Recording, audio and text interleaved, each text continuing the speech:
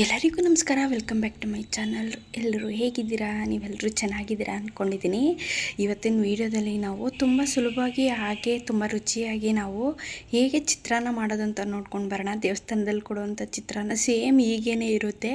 ಬನ್ನಿ ಹಾಗಾದರೆ ಹೇಗೆ ಮಾಡೋದಂತ ನೋಡ್ಕೊಂಡು ಬರೋಣ. ಮೊದಲಿಗೆ ನಾನು ವಿಡಿಯೋನೆಲ್ಲ ಯಾರೆಲ್ಲ ನೋಡ್ತಿದ್ದೀರಾ ಸ್ಕಿಪ್ ಮಾಡ್ದಂಗೆ ಕೊನೆವರೆಗೂ ನೋಡಿ. ಹಾಗೆ ಸಬ್ಸ್ಕ್ರೈಬ್ ಮಾಡ್ಕೊಂಡಿಲ್ಲ ಅಂದರೆ ಈಗಲೇ ಸಬ್ಸ್ಕ್ರೈಬ್ ಮಾಡ್ಕೊಳ್ಳಿ. ಬೆಲ್ ಐಕಾನ್ ಕ್ಲಿಕ್ ಮಾಡಿ. ಹಾಗೆ ಆಲ್ ಅಂತ ಪ್ರೆಸ್ ಮಾಡಿದ್ರೆ ಎಲ್ಲ ವಿಡಿಯೋಗಳು ನಿಮಗೆ ನೋಟಿಫಿಕೇಷನ್ ಬರುತ್ತೆ. ಬನ್ನಿ ಹಾಗಾದರೆ ಹೇಗೆ ಮಾಡೋದಂತ ನೋಡೋಣ. ಮೊದಲಿಗೆ ನಾನಿಲ್ಲಿ ಒಂದು ಬಾಣಲಿಗೆ ಒಂದು ಹಿಡಿಯಷ್ಟು ನಾನು ಇಲ್ಲಿ ಕಡಲೆಬೀಜನ ಹಾಕ್ಕೊತಾ ಇದ್ದೀನಿ. ಹಾಕ್ಕೊಂಡು ಇದು ಚೆನ್ನಾಗಿ ಹುರ್ಕೊಬೇಕು. ನೀವು ಹುರ್ಕೊಳ್ಳೋದು ಹೈ ಸ್ಲಿಮ್ ಮೇಲೆ ಇಟ್ಕೊಂಡು ಯಾವತ್ತೂ ಫ್ರೈ ಮಾಡ್ಕೊಬೇಡಿ. ಯಾಕೆಂದರೆ ಲೋ ಸ್ಲಿಮ್ ಮೇಲೆ ಇಟ್ಕೊಂಡು ಫ್ರೈ ಮಾಡ್ಕೊಳ್ಳಿ. ಹೈ ಸ್ಲಿಮ್ ಮೇಲೆ ಇಟ್ಕೊಂಡು ಫ್ರೈ ಮಾಡಿಕೊಂಡ್ರೆ ಜಾಸ್ತಿ ಸೀದೋಗ್ಬಿಡುತ್ತೆ. ಹಾಗೆ ಆ ಸ್ಮೆಲ್ಲು ಒಳಗಡೆ ಎಲ್ಲ ಹಸಿ ಸ್ಮೆಲ್ ಹೋಗಿರಲ್ಲ. ತಿನ್ನಬೇಕಾದ್ರೆ ಆ ಸ್ಮೆಲ್ ಆಗಾಗೆ ಇರುತ್ತೆ. ನಿಮಗೆ ಉರಿತಾ ಇರಬೇಕಾದ್ರೇ ಸ್ಮೆಲ್ಲು ಆ ಫ್ಲೇವರ್ ಗೊತ್ತಾಗ್ಬಿಡುತ್ತೆ. ಆ ರೀತಿ ನಾವು ಹುರ್ಕೊಬೇಕು. ನೋಡಿ, ಇದನ್ನು ನಾನು ಹುರಿದು ಎತ್ತಿಟ್ಕೊತಾ ಇದ್ದೀನಿ ಒಂದು ಪ್ಲೇಟ್ಗೆ. ನಂತರ ಇನ್ನೊಂದು ಬಾಂಡಿಗೆ ನಾನು ಸ್ವಲ್ಪ 3-4 ಟೇಬಲ್ ಸ್ಪೂನಷ್ಟು ಎಣ್ಣೆ ಹಾಕ್ಕೊಂಡಿದ್ದೀನಿ. ಎಣ್ಣೆ ಕಾದ ನಂತರ 1 ಟೇಬಲ್ ಸ್ಪೂನಷ್ಟು ನಾನು ಸಾಸಿವೆನ ಹಾಕ್ಕೊಂಡಿದ್ದೀನಿ. ನಂತರ 1 ಟೇಬಲ್ ಸ್ಪೂನಷ್ಟು ಕಡಲೆಬೇಳೆನ ಹಾಕ್ಕೊತಾ ಇದ್ದೀನಿ. ಕಡಲೆಬೇಳೆ ಬೇಡ ಅಂದರೆ ಸ್ಕಿಪ್ ಮಾಡ್ಕೊಳ್ಳಿ. ಒಬ್ಬೊಬ್ಬರು ಕಡಲೆಬೇಳೆ ಹಾಕೋಕ್ಕೆ ಇಷ್ಟಪಡಲ್ಲ, ಹಾಗಾಗಿ ಹೇಳ್ತಿದ್ದೀನಿ. ಕಡಲೆಬೇಳೆ ಹಾಕಿದ್ರೇ ಏನೋ ಒಂಥರ ಆ ಕಲರ್ಫುಲ್ಲಾಗಿ ಆ ಚಿತ್ರಾನ್ನ ಚೆನ್ನಾಗಿ ಕಾಣಿಸುತ್ತೆ. ಹಾಗಾಗಿ ನೋಡಿ, ಇವಾಗ ನಾನು ಲೋ ಸ್ಲಿಮ್ ಮೇಲೆ ಇಟ್ಕೊಂಡೆ ನಾನು ಇದನ್ನು ಹುರ್ಕೊತಾ ಇದ್ದೀನಿ. ಹೈ ಸ್ಲಿಮ್ ಮೇಲೆ ಇಟ್ಕೊಂಡು ಯಾವತ್ತೂ ಗ್ಯಾಸ್ ಸ್ಟವ್ನ ಹುರ್ಕೊಬೇಡಿ. ಯಾಕೆ ಅಂತಂದರೆ ಅದು ಸೀದೋಗ್ಬಿಡುತ್ತೆ. ಹಾಗಾಗಿ ನೋಡಿ, ಇವಾಗ ನಾನು 1.5 ಗೆಡ್ಡೆಯಷ್ಟು ನಾನು ಈರುಳ್ಳಿನ ಚಿಕ್ಕದಾಗಿ ಕಟ್ ಮಾಡಿ ಇಟ್ಕೊಂಡಿದ್ದೆ. ಅದನ್ನು ಕೂಡ ಇಲ್ಲಿ ಹಾಕ್ಕೊತಾ ಇದ್ದೀನಿ. ನಂತರ ಚಿಕ್ಕದಾಗಿ ಕಟ್ ಮಾಡಿ ಇಟ್ಕೊಂಡಿರೋಂಥ ಬೆಳ್ಳುಳ್ಳಿ ಅಷ್ಟೇ. ಯಾರು ಕೂಡ ಬೆಳ್ಳುಳ್ಳಿನ ಅಷ್ಟು ಚಿತ್ರಾನ್ನಕ್ಕೆ ಹಾಕಿದ್ದ ನಾನು ನೋಡಿಲ್ಲ. ನೀವು ಬೇಕಾದರೆ ಹಾಕ್ಕೊಳ್ಳಿ, ನೀವು ಬೇಡ ಅಂದರೆ ಸ್ಕಿಪ್ ಮಾಡ್ಕೊಳ್ಳಿ. ನಾನು ಇಲ್ಲಿ ಚಿಕ್ಕದಾಗಿ ಕಟ್ ಮಾಡಿ ಇಟ್ಕೊಂಡಿರೋಂಥ 3 ಎಸಳು ಬೆಳ್ಳುಳ್ಳಿನ ಹಾಕ್ಕೊಂಡಿದ್ದೀನಿ. ನಂತರ ಒಂದು ಖಾರವಾಗಿರುವಂಥ 3 ಹಸಿಮೆಣಸಿನ್ಕಾಯಿನ ಉದ್ದುದ್ದ ಕಟ್ ಮಾಡಿ ಹಾಕ್ಕೊಂಡಿದ್ದೀನಿ. ನಂತರ ಇವನ್ನ ಚೆನ್ನಾಗಿ ನಾವು ಹಸಿ ಸ್ಮೆಲ್ ಹೋಗೋವರೆಗೂ ಫ್ರೈ ಮಾಡ್ಕೊಳ್ಳೋಣ.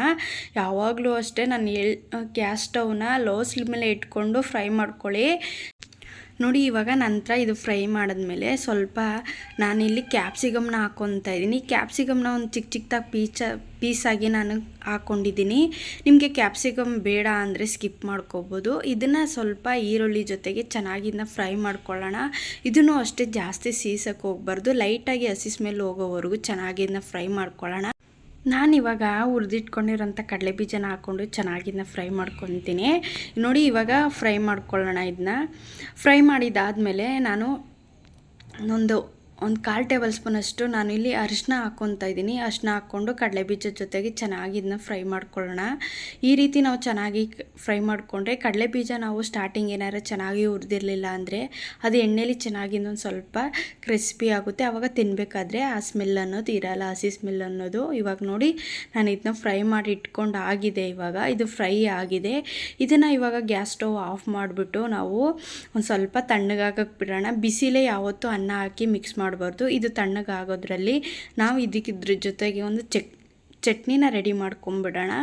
ಇಲ್ಲಿ ಮೊದಲಿಗೆ ನಾನು ಕಡಲೆಬೀಜನ ಹುರಿದಿಟ್ಕೊಂಡಿದ್ದೆ. ಆ ಕಡಲೆಬೀಜನ ಇಲ್ಲ ಹಾಕ್ಕೊತಾ ಇದ್ದೀನಿ. ಒಂದು ಹಿಡಿಯಷ್ಟು, ಹಾಗೆ 2 ಟೇಬಲ್ ಸ್ಪೂನಷ್ಟು ನಾನು ಇಲ್ಲಿ ಕಡಲೆನ ಹಾಕ್ಕೊಂಡಿದ್ದೀನಿ. 2 ಹಸಿಮೆಣಸಿನ್ಕಾಯಿ ಖಾರವಾಗಿರೋದು. ನಂತರ ಸ್ವಲ್ಪ ಕೊತ್ತಂಬರಿ ಸೊಪ್ಪು, ಸ್ವಲ್ಪ ಹುಣಸೆಹಣ್ಣು ಹಾಕ್ಕೊಂಡಿದ್ದೀನಿ. 2 ಬೆಳ್ಳುಳ್ಳಿ ಹೆಸಳನ್ನು ಕೂಡ ಇಲ್ಲ ಹಾಕ್ಕೊತಾ ಇದ್ದೀನಿ. ನಂತರ ರುಚಿಗೆ ತಕ್ಕಷ್ಟು ಉಪ್ಪು ಹಾಕ್ಕೊತಾ ಇದ್ದೀನಿ. ಇವಾಗ ಇದಕ್ಕೆ ಸ್ವಲ್ಪ ನೀರು ಹಾಕ್ಕೊಂಡು ಇದನ್ನು ರುಬ್ಕೊಳ್ಳೋಣ. ನಿಮಗೆ ಬೆಳ್ಳುಳ್ಳಿ ಬೇಡ ಅಂದರೆ ಸ್ಕಿಪ್ ಮಾಡ್ಕೋಬೋದು. ಇದಕ್ಕೆ ಸ್ವಲ್ಪ ಕಾಯಿ ತುರಿನ ಕೂಡ ನೀವು ಹಾಕ್ಕೊಬೋದು. ನಾನು ಕಾಯಿ ತುರಿ ಹಾಕ್ಕೊತಾ ಇಲ್ಲ, ಹಾಗೇನೆ ನಾನು ಇಲ್ಲಿ ಪೇಸ್ಟ್ ಮಾಡಿ ಇಟ್ಕೊಂಡಿದ್ದೀನಿ. ನೋಡ್ಬೋದು, ಇವಾಗ ನಾನು ಇಲ್ಲಿ ರುಬ್ಕೊಂಡು ಬಂದಿದ್ದೀನಿ. ಯಾವ ರೀತಿ ಕಡಲೆಬೀಜ ಚಟ್ನಿ ರೆಡಿ ಆಗೋಯ್ತು ಅಂತ. ನಿಮಗೆ ಕ್ವಾಂಟಿಟಿ ಜಾಸ್ತಿ ಬೇಕು ಅಂದರೆ ನೀವು ಜಾಸ್ತಿ ಕೂಡ ನೀವು ತೆಂಗಿನಕಾಯಿ ಹಾಕ್ಕೊಂಡು ರುಬ್ಕೊಬೋದು. ಇದೇ ರುಬ್ಕೊಂಡು ಆಗಿದೆ. ಇವಾಗ ನಾವು ಸೈಡಲ್ಲಿ ರೆಡಿ ಮಾಡಿ ಇಟ್ಕೊಂಡಿದ್ವಲ್ಲ ಆ ಗೊಜ್ಜುಗೆ ನಾನು ಇವಾಗ ಅನ್ನನ ಹಾಕ್ಕೊತಾ ಇದ್ದೀನಿ.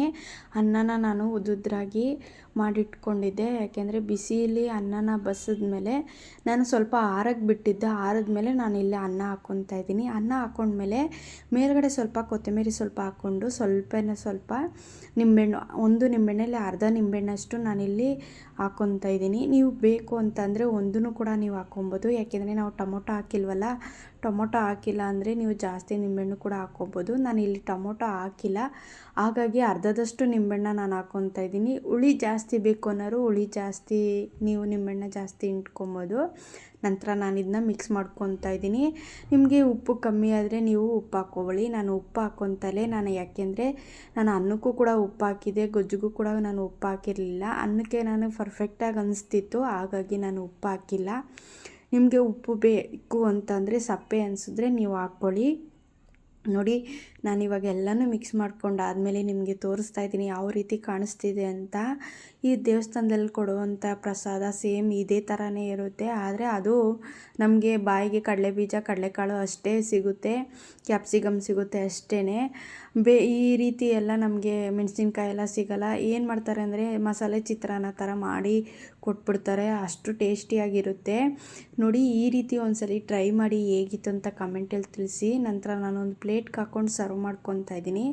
ತೆಂಗಿನಕಾಯಿ ನಾನು ಮಾಡಿಟ್ಕೊಂಡಿರುವಂಥ ಕಡಲೆಬೀಜ ಚಟ್ನಿ, ನಂತರ ನಾನು ಗುಲಾಬ್ ಜಾಮೂನ್ ಕೂಡ ಮಾಡಿಟ್ಕೊಂಡಿದ್ದೆ. ಅಷ್ಟು ಚೆನ್ನಾಗಿತ್ತು, ಒಳ್ಳೆ ಕಾಂಬಿನೇಷನು, ಸೂಪರಾಗಿತ್ತು. ಚಿತ್ರಾನ್ನ ಅಂತೂ ಕಡಲೆಕಾಯಿ ಬೀಜ ಚಟ್ನಿನೂ ಚೆನ್ನಾಗಿತ್ತು. ಈ ವಿಡಿಯೋ ನಿಮ್ಗೆ ಇಷ್ಟ ಆಗಿದೆ ಅಂದ್ಕೊಂಡಿದ್ದೀನಿ. ಇಷ್ಟ ಆಗಿದರೆ ಪ್ಲೀಸ್ ಒಂದೇ ಒಂದು ಲೈಕ್ ಮಾಡಿ, ಶೇರ್ ಮಾಡಿ, ಸಬ್ಸ್ಕ್ರೈಬ್ ಮಾಡ್ಕೊಂಡಿಲ್ಲ ಅಂದರೆ ಈಗಲೇ ಸಬ್ಸ್ಕ್ರೈಬ್ ಮಾಡ್ಕೊಳ್ಳಿ. ಫ್ರೆಂಡು ಫ್ಯಾಮಿಲಿಗೆಲ್ಲ ಹೆಚ್ಚು ಶೇರ್ ಮಾಡಿ ಅಂತ ಕೇಳ್ಕೊಳ್ತೀನಿ.